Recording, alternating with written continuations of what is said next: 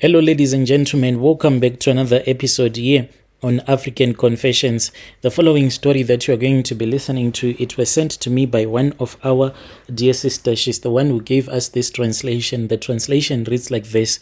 Hello, Brother Nanshi, how are you? Can you please post my own story as hidden identity?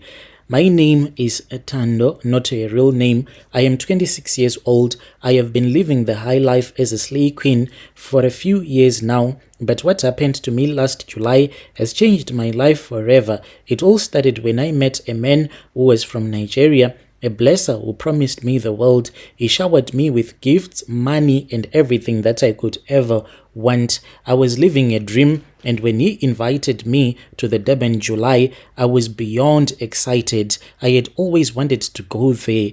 Now I was going in style with a man who had all the connections and money to make it unforgettable. This is how I got to meet up with this guy. So this guy, he had came to visit like his uncles who are here in South Africa. So I had one of my sister, like she's just a sister only in name. So she works at this other saloon. That is when she met the guy who connected me to this man who was looking for a beautiful South African to be with whilst he was on his vacation here in our country. So the first few days in Durban, they were quite magical. We stayed at a luxurious hotel and we attended exclusive parties and rubbed shoulders with the rich and famous. I felt like I was on top of the world. But on the last night, that was when everything changed.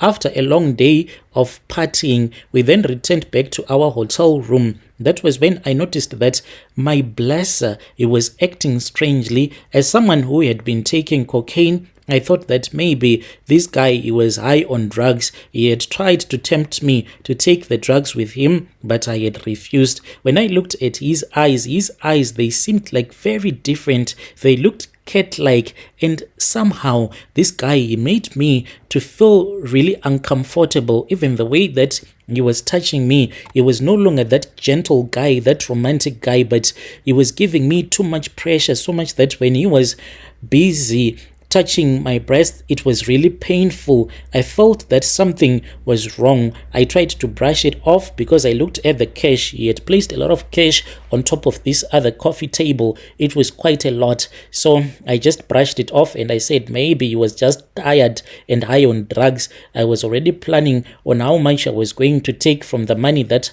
he had placed on the table. Deep down, even though I was thinking about the money, I felt that there was something that was wrong. As I was getting ready for bed, I turned around and I saw something that still haunts me. So the plan was that there was this other girl that I had communicated with. So this girl, she was just hanging around like she did not have one blesser. She was just sleeping with any man who was booked at that hotel. So I had texted her on WhatsApp and I had told her that as soon as my blesser was going to fall fast asleep, then I was going to grab some cash and I was going to give it to her. So she had to keep it for me. Then the next morning she was supposed to give it to me. I was going to find a way like to keep the cash with me because it was quite a lot. And I think maybe it was close to 200 and something K that was on the coffee table. So I was like, if I can just take maybe 50 or 20K, it was going to be okay.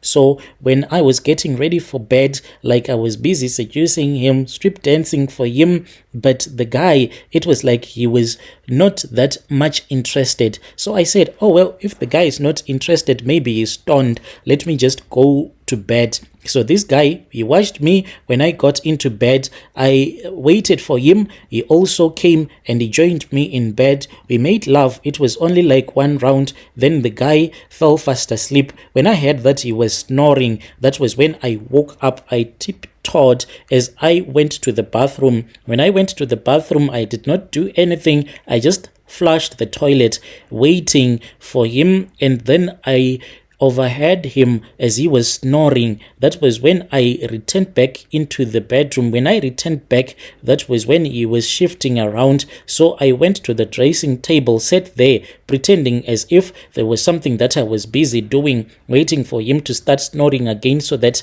I can collect the cash. As for that girl, she was already waiting for me. She was like, come on, what is taking you so long? Because I don't want my blesser to wake up as well and find me not being in the room with him. Brother Nashi, when I thought that my blesser was now fast asleep with the way that he was snoring, I turned around and I saw something that still haunts me up until this day. My blesser, let me say that my blesser was there, but at the same time he was not there. The man that I had been with for a couple of days, he was no longer a man. He was transforming into a snake right before my eyes. His skin started to change. His body became so long. I saw skulls that were forming on his body. I was paralyzed with fear, unable to scream or to move. I could not believe what I was seeing, but there he was, a massive snake, where the man that I had been with just moments before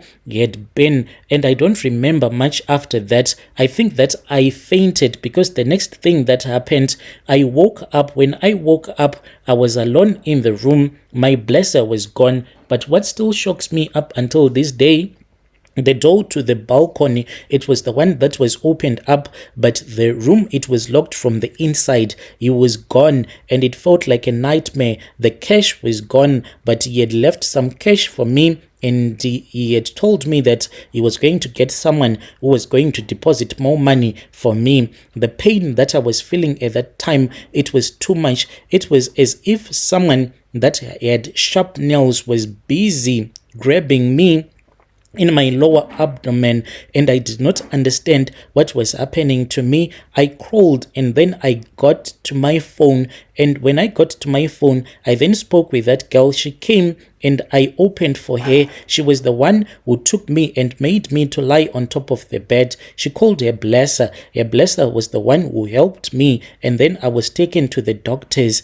The pain that I was in since that night, Brother Nash, it's like now I am in a living hell, but now it is far much better. But when I was being taken to the hospital, then I started to have like a painful period. The pain was just too much. The doctors, we went there, then they gave me some painkillers and some medication, but they said that it was just a normal period. It was just that there were some clots that were still in my uterus that needed to come out. But I then explained to the doctors that 2 weeks before we had came to Durban, I had been on my periods, so what was going on? But they did not give me like a proper answer. So I don't know what really happened in that room. It is just that this guy, I do not even know where he is. I have tried reaching out to my blesser. I have tried to tell my other friend, that one that I called my sister, to speak with her ex-boyfriend, but he said that when he tried to speak with her Nigerian ex-boyfriend, the guy shouted at her